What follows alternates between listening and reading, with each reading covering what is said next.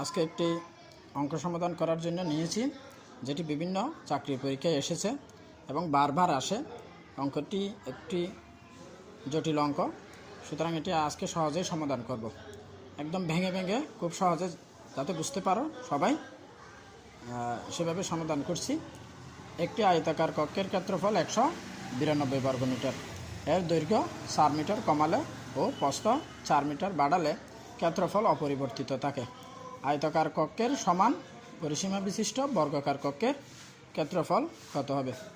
তাহলে আয়তাকার কক্ষের সমান পরিসীমা বিশিষ্ট বর্গাকার কক্ষের ক্ষেত্রফল আমাদেরকে বের করতে হবে।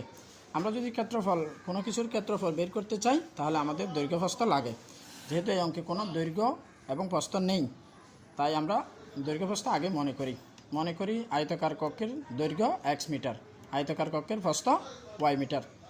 আমরা জানি যে আয়তাকার কক্ষের ক্ষেত্রফল নির্ণয় করতে চাইলে সূত্র হচ্ছে দৈর্ঘ্য গুণ প্রস্থ। সুতরাং আমরা লিখছি আয়তাকার কক্ষের ক্ষেত্রফল সমান x ইন্টু y, অর্থাৎ দৈর্ঘ্য গুণ প্রস্থ মিটারে মিটারে বর্গমিটার সমান xy ইকুয়াল টু সমান xy বর্গমিটার। প্রথম শর্ত মতে যেহেতু এটি একটি ক্ষেত্রফল, আবার প্রশ্নে একটি ক্ষেত্রফল দেওয়া আছে, তাই আমরা এটার সাথে একটা ইকুয়েশন গঠন করতে পারি। xy সমান কত? 192 বর্গমিটার।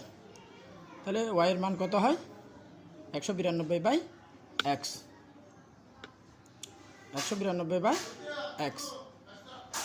এটিকে আমরা 1 নম্বর সমীকরণ দিলাম। এই সমীকরণটি 1 নয়, এটি কেটে দিচ্ছি।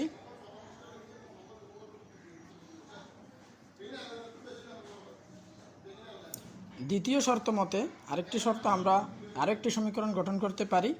বলছে দৈর্ঘ্য 4 মিটার কমালে, এখানে দৈর্ঘ্য আগের দৈর্ঘ্য কত আছে? x, সেখান থেকে যদি 4 মিটার কমাই তাহলে x মাইনাস 4। আবার প্রস্থ 4 মিটার বাড়ালে, তাহলে প্রস্থ আগের প্রস্থ কত আছে? y, প্রস্থ যদি 4 মিটার বাড়াই তাহলে y প্লাস 4। তাহলে এটা সমান, এটা দৈর্ঘ্য গুণ প্রস্থ, এই ক্ষেত্রফল অপরিবর্তিত থাকে, তার মানে হচ্ছে আগের ক্ষেত্রফল xy এর সমান।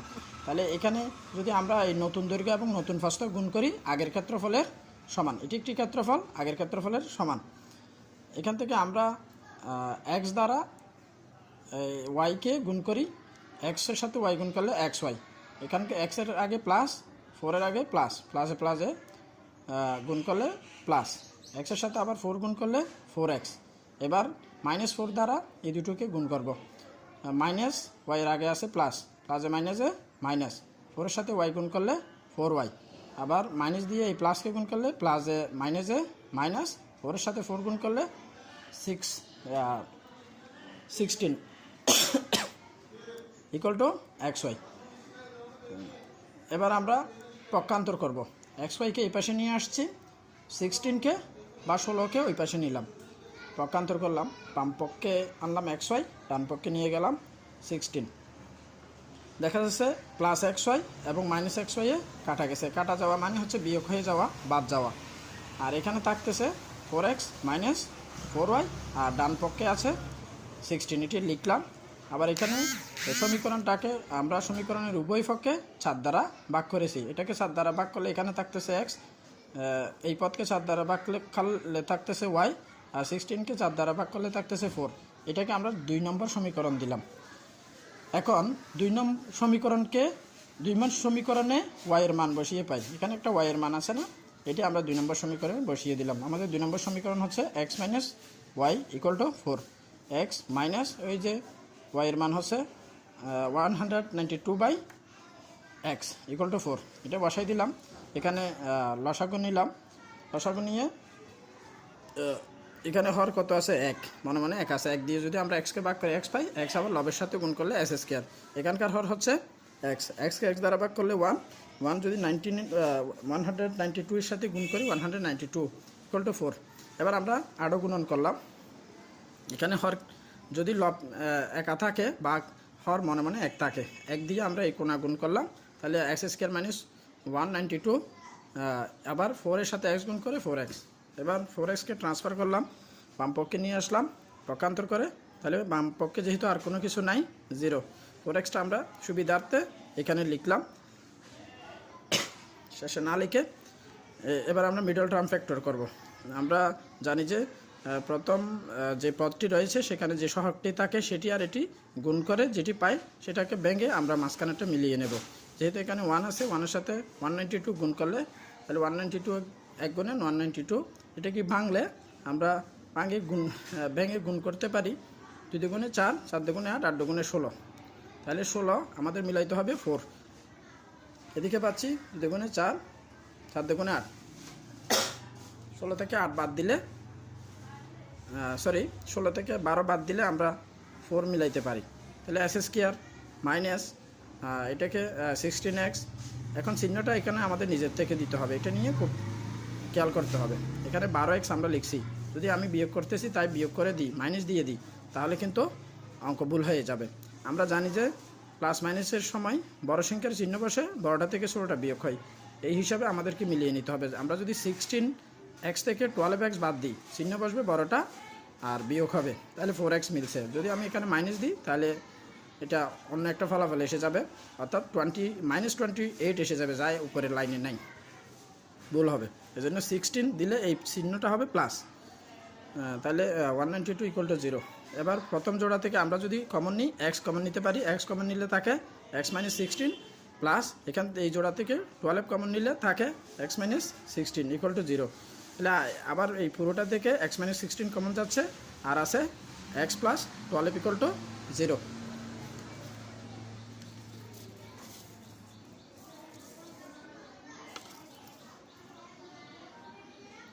তাহলে আমরা কি লিখতে পারি, এখানে আছে x - 16 = 0 লিখতে পারি, আবার x + 12 = 0 লিখতে পারি। তাই হয় মান হবে কোনটা, হয় x - 16 = 0 আর অথবা হতে পারে x + 12 = 0। এটা থেকে আমরা যদি x এর মান বের করি, তাহলে এখানে যেহেতু মাইনাস আছে পক্ষান্তর করলাম 16 বের হয়েছে, তাহলে x এর মান 16 পাওয়া গেছে। আর এখানে যখন পক্ষান্তর করলাম 12কে, তাহলে এখানে পাচ্ছি x = -12। তাহলে এই মান গ্রহণযোগ্য নয়, কারণ দৈর্ঘ্য ঋণাত্মক হতে পারে না। আমরা যদি কোনো কিছুর দৈর্ঘ্য নিই, ওই দৈর্ঘ্য কখনো ঋণাত্মক মান হবে না। আমরা কোনো একটা দৈর্ঘ্য মাপলে কখনো কি মাইনাস সংখ্যা আসতে পারে, কখনো আসতে পারে না। সেই হিসাবে এই মান গ্রহণযোগ্য নয়। আমি পাশে কারণ লিখে দিয়েছি, এই মান গ্রহণযোগ্য নয় কারণ দৈর্ঘ্য ঋণাত্মক হতে পারে না। তাহলে আমরা কাকে x ধরছিলাম, দৈর্ঘ্যকে, তাহলে আমরা দৈর্ঘ্য x = কত পাইছি 16, অর্থাৎ আমরা আয়তকার কক্ষের দৈর্ঘ্য পেয়ে গেছি, যেটি আগে মনে করছিলাম। এই যে আগে দৈর্ঘ্য কত মনে করছি x, তাহলে আয়তকার কক্ষের দৈর্ঘ্য কত পাইয়ে গেছি x, তার মানে 16। আয়তকার কক্ষের দৈর্ঘ্য 16 মিটার।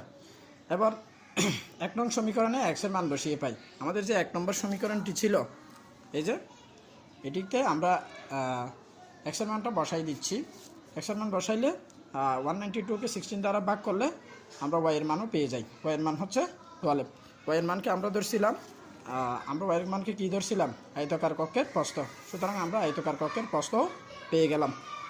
তাহলে এখন আমরা আয়তকার কক্ষের, যেহেতু আমাদেরকে পরিসীমা বের করতে বলেছে,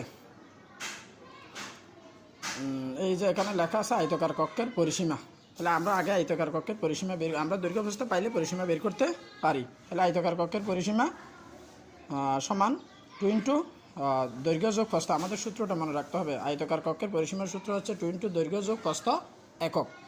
তাহলে আমরা এই জন্য 2 বসাইলাম, দৈর্ঘ্যের জায়গায় দৈর্ঘ্য 16 বসাইছি, প্রস্থের জায়গায় প্রস্থ 12 বসাইছি। 2 × দৈর্ঘ্য যোগ প্রস্থ মিটার, এই দুটো যোগ করলে 16 আর 12 28, আর 2 এর সাথে গুণ করলে 56, অর্থাৎ বর্গাকার। যেহেতু এটি প্রশ্নে বলা হয়েছে আয়তকার কক্ষের সমান পরিসীমা, এটা বর্গাকার কক্ষের পরিসীমার সমান, তাহলে বর্গাকার কক্ষের পরিসীমা কত হবে, যেহেতু আয়তকার কক্ষ আর বর্গাকার কক্ষের পরিসীমা সমান, সেই হিসাবে আয়তকার কক্ষের পরিসীমা পাইলে আমরা বর্গাকার কক্ষের পরিসীমাও পেয়ে যাই। বর্গাকার কক্ষে তাইলে যেটি আয়তকার কক্ষের পরিসীমা বের হয়েছে সেটি আসলে বর্গাকার কক্ষের পরিসীমা। তাহলে বর্গাকার কক্ষের পরিসীমা কত, 56 মিটার। তাহলে বর্গাকার কক্ষের এক বাহুর দৈর্ঘ্য কত হবে, আমরা জানি যে বর্গাকার কোনো কিছু বর্গাকার হলে 4 বাহু থাকে, 4 বাহু যোগ করলে তাহলে হয় পরিসীমা। আর সূত্রের মাধ্যমে আমরা লিখতে পারি 4a। তাহলে আমরা যদি পরিসীমা পাই, যদি আমরা এক বাহু বের করতে চাই, পরিসীমা মানে 4 বাহুর মান, আর এক বাহু বের করলে 4 দিয়ে ভাগ করা যায়, তাহলে আমরা এক বাহুর মান কত পাই? 14 পা মিটার। বর্গাকার কক্ষের ক্ষেত্রফল কত হবে? আমরা জানি যে কোনো কিছু বর্গাকার হলে তার ক্ষেত্রফল নির্ণয়ের সূত্র হচ্ছে বাহু গুণ বাহু অথবা বাহু স্কোয়ার। সেই হিসাবে আমরা বাহু গুণ বাহু নিলাম, অর্থাৎ 14 গুণ 14 বর্গমিটার, তাহলে গুণ করলে পাই 196 বর্গমিটার। আমরা খুব সহজেই এই কঠিন অঙ্কটি সমাধান করেছি। যারা এই ভিডিওটি দেখবে তারা অবশ্যই এই অঙ্কটি খুব সহজে সমাধান করতে পারবে। ধন্যবাদ সবাইকে।